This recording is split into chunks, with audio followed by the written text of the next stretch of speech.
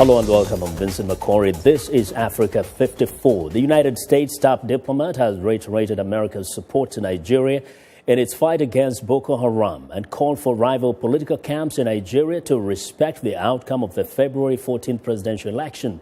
U.S. Secretary of State John Kerry spoke during a stop in Lagos on Sunday, where he met with the presidential candidates of two main parties. Here's more from our partner Channels Television.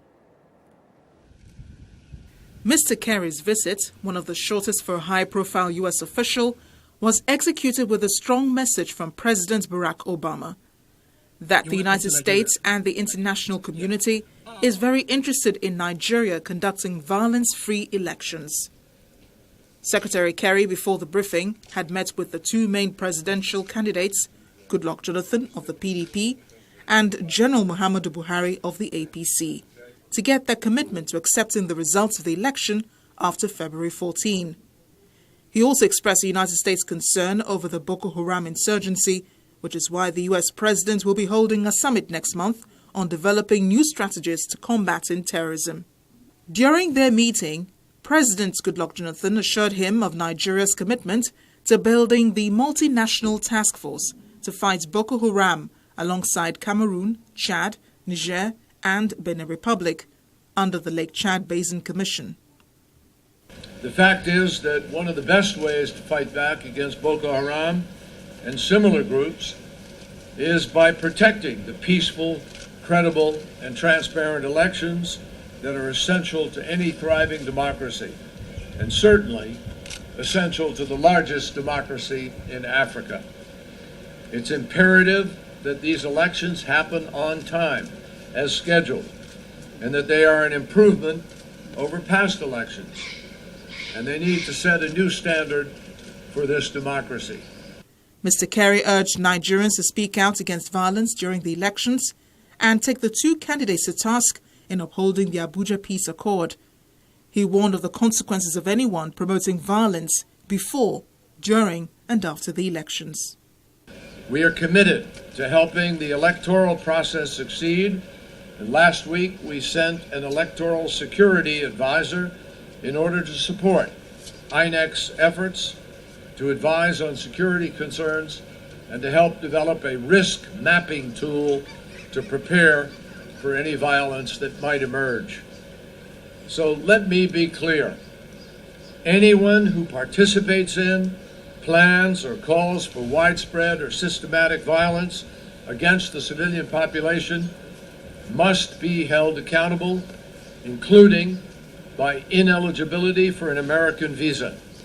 Violence has no place in democratic elections, and I can guarantee you that the perpetrators of such violence would not be welcome in the United States of America. The U.S. Secretary of State John Kerry made mention several times in his address the need to ensure violence-free elections. He says he's also met with INEC chairman, Professor Tahiru Jega, to ensure that this promise by INEC and the two presidential candidates is kept.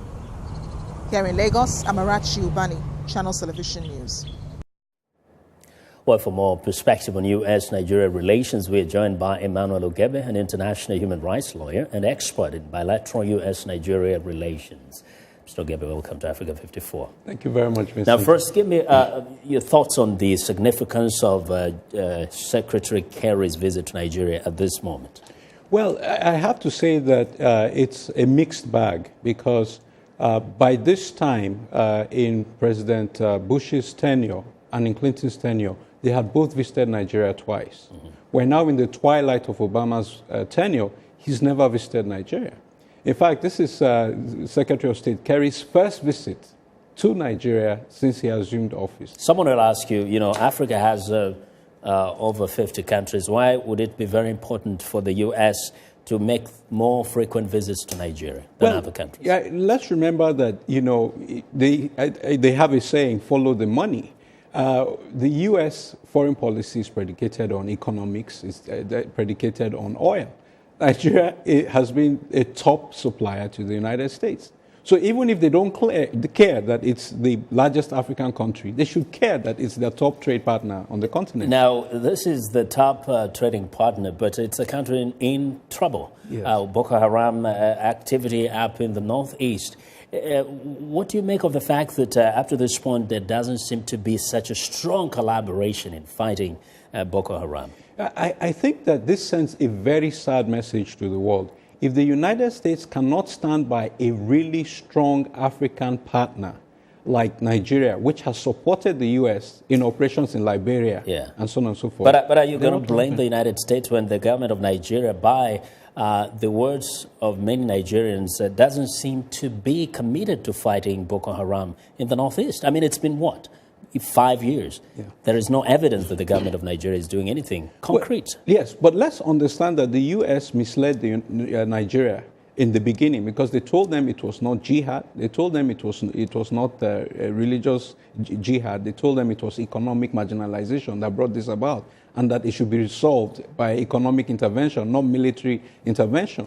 So there's blame on both sides of the equation. But you're the wearer of the shoe knows where it pinches, isn't it? Yeah. Nigeria knows where the problem originates from. Yes. Nigeria has been with this problem for enough time now.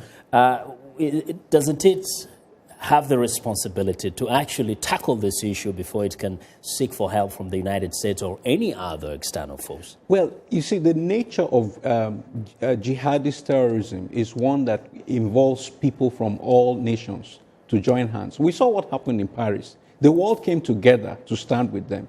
The same way the world came together to stand with the United States on 9/11. But when this happened in Nigeria, we are not seeing the same kind of reaction. Look at Baga. 2,000 people died the same week that 17 people died in Paris. This is what other people are saying. There hasn't been evidence of the leadership in Nigeria and even the leadership on the continent of Africa standing together to confront this threat. Why do African nations have to just sit and wait and hope for a Western nation to come in and help? That's a good point. And we have to give credit to Chad and Niger, who are now saying that they want to help a little more, even though they had pulled back before. So you're right. We need to see leadership from Africans saying that Black Lives Matter too. In fact, President Jonathan, as you saw in that package, is saying, we're going to build this multinational force, including all the other nations around in the neighborhood of Nigeria. Why hasn't it happened? Well, there has been a multinational force in place, but Boko Haram came and wiped them out. And that's why they retreated. And hopefully we can have more of that happen. Well, we definitely are going to be talking about Nigeria, the election, the Boko Haram for many months to come. Well, thanks a lot, Emmanuel, for joining us today. Always a pleasure, Vincent.